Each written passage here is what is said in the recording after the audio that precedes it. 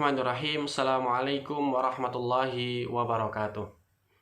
Teman-teman mahasiswa yang berbahagia, pada kesempatan kali ini kita akan melanjutkan pembahasan kita pada mata kuliah pengantar studi Islam pada tema tentang model penalaran masyarakat Muslim ya, yang diangkat oleh Al-Jabiri. Nah, kita sebelumnya sudah membahas bagaimana kajian terhadap studi Islam itu sendiri, ruang lingkupnya. Kemudian kita juga sudah membahas konsep Islam. Kemudian kita membahas metodologi berpikir ilmiah baik pada zaman Yunani maupun Arab saat itu. Maka pada kesempatan ini kita akan melanjutkan pembahasan tentang penalaran masyarakat Muslim ya. Nah, setidaknya ini menjadi kajian yang sangat penting dalam pengantar studi Islam. Selain kita membahas tentang metode berpikir ilmiah yang sebelumnya kita sudah membahas, maka ini juga kita perlu bahas karena dalam kajian pengantar studi Islam, dalam kajian studi Islam ini menjadi hal yang sangat penting untuk dimiliki para pengkaji Islam, pengkaji ilmuwan Muslim untuk mengkaji studi Islam. Nah, dalam penalaran masyarakat Muslim ini dikembangkan oleh Al-Jabiri, kemudian kalau di Indonesia diangkat kembali oleh Profesor Amin Abdullah dengan bukunya tentang Islam normatif, Islam historis, kemudian ada juga tentang integrasi interkoneksi. Beliau juga membahas tentang penalaran masyarakat Muslim. Nah, dalam penalaran masyarakat Muslim ini kita bahas ada 3. Yang pertama itu adalah bayani. Nah, bayani ini merupakan nalar pendekatan dengan cara menganalisis teks. Jadi bayani ini atau metodologi bayani ini atau nalar bayani ini adalah nalar yang mencoba mendekati sesuatu menggunakan teks ya, atau nalar yang digunakan untuk menganalisis teks sehingga sumber epistemologinya itu adalah teks itu sendiri. Maka kalau kita tarik dalam Islam atau dalam studi Islam, maka teks itu ada 2. Teks ada 2. Yang pertama adalah teks nas. Teks nas ini adalah ya yang kita ketahui adalah Al-Qur'an dan As-Sunnah Nabi Muhammad SAW atau Al-Hadis. Yang kedua adalah teks non-nas. Nah, teks non-nas ini adalah berupa karya-karya atau tulisan-tulisan atau pemikiran para ulama. Maka dua teks ini, nah teks yang nas ini posisinya dia tidak bisa tergantikan dan tidak bisa kemudian kita tolak, apalagi kita anggap itu salah. Maka dalam metodologi bayani ini adalah objek kajian umumnya itu adalah gramatika dan sastra. Karena dia melihat teks atau menganalisis teks, maka objek kajiannya itu lebih dekat dengan gramatika dan sastra. Kemudian hukum dan teori hukum. Ya, melihat teks itu dengan hukum dan teori hukum. Kemudian ada filologi atau kebahasaan itu sendiri. Kemudian ada teologi. Kemudian ilmu-ilmu Al-Quran dan hadis. Kenapa? Ya karena tadi salah satu teks yang dibahas dalam nalar bayani di lingkungan Islam adalah Al-Quran dan Al-Hadis. Maka dibutuhkan ilmu berkaitan dengan Quran dan hadis. Itu yang pendekatan bayani. Jadi pendekatan bayani itu kita melihat sesuatu dari teks itu sendiri. Jadi menalar teksnya dulu, melihat nasnya dulu.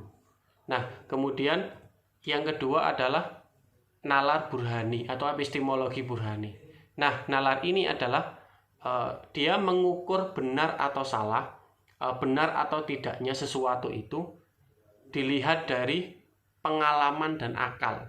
Jadi menggunakan rasio dan empirik ya. Jadi sehingga sumber pengetahuan nalar burhani ini adalah realitas dan empiris ya, yang terjadi kemudian difikirkan sesuai dengan pengalaman dan pengetahuan.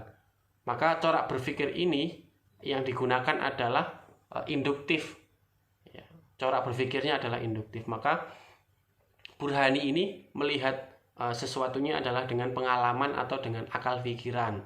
Kalau yang nalar bayani adalah dengan teks, dengan nas, maka yang Burhani ini dengan akal atau dengan pengalaman atau dengan realitas dan empiris.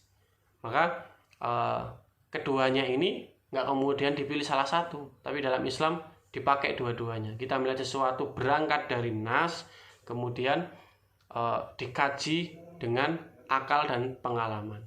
Kemudian nalar yang ketiga adalah nalar irfani. Nah, ini yang kadang pada kajian studi yang lain tidak banyak disinggung gitu kan. Maka nalar irfani dalam kajian studi Islam ini adalah pendekatan yang bersumber pada intuisi. Nah, intuisi itu berangkat dari kesucian hati. Nah, langkah-langkahnya dalam nalar irfani ini ada tahliyah, tajliyah, dan ada juga riyadhah, thariqah, ijazah. Maka nalar irfani ini ya harus menjadi hal yang sangat penting dalam kajian studi Islam. Bagaimana melihat permasalahan Islam itu dari kebaikan di balik itu, atau bisa dibilang irfani ini ya berangkat dari hati atau ilham, ya intuisi. Ini datang dari intuisi. Maka dalam kajian studi Islam dengan 3 nalar ini bisa digunakan. Jadi tidak kemudian menafikan salah satunya.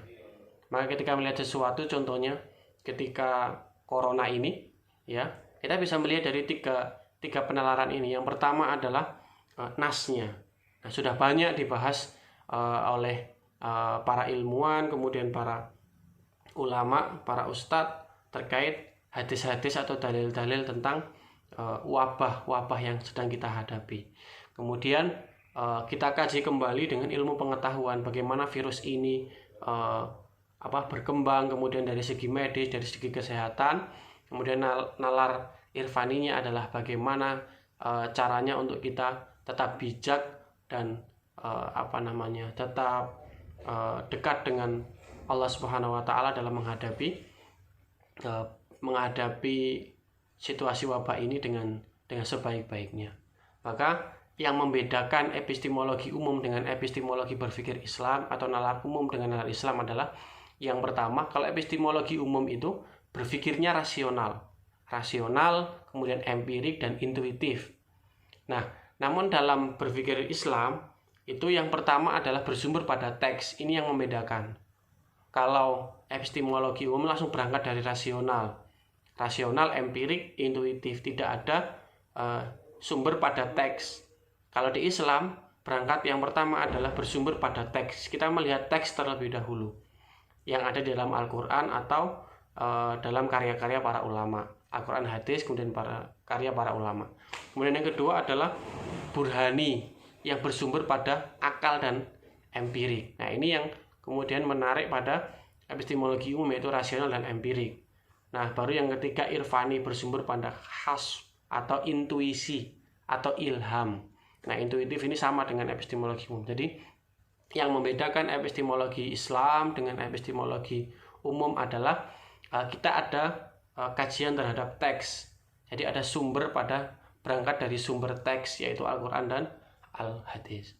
Maka teman-teman mahasiswa juga perlu kemudian memahami nalar dalam berpikir Islam, biar kita tetap pada kajian-kajian Islam yang sesuai dengan nalar yang dikembangkan oleh para ilmuwan muslim, yaitu bayani, burhani, dan irfani.